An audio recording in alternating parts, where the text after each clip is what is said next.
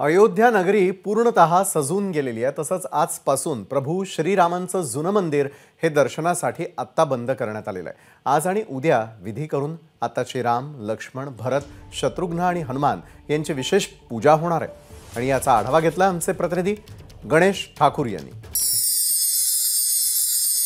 राम मंदिर परिसराची तयारी तुम्हाला दाखवतो कशा प्रकारे ह्याच परिसरामध्ये आता हे बॅरेक्स, छोटे बॅरेक्स जे असतात ते पाठवले जात आहेत। कारण जे पोलीस असतील, ज्या सिक्युरिटी फोर्सेस असतील त्यांच्यासाठी हे बॅरेक्स आता राम मंदिर परिसराच्या आत नेण्यात येत आहेत।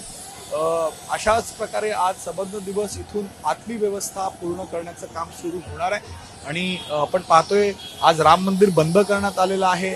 कारण आता जे जुनं राम मंदिर आहे तिथे रामलल्ला सोबतच लक्ष्मण, भरत, शत्रुघ्न, हनुमानांच्या मूर्तींची आज विशेष पूजा होणार आहे। आणि त्यानंतर त्या आताच्या मूर्तींना नवीन मंदिरात 22 तारखेला दाखल केले जाईल। त्यांची तिथं प्राणप्रतिष्ठा पुन्हा होणार आहे किंवा त्याची स्थापना तिथं होणार आहे। म्हणून आता लोकांसाठी मंदिर बंद करण्यात आलेलं आहे।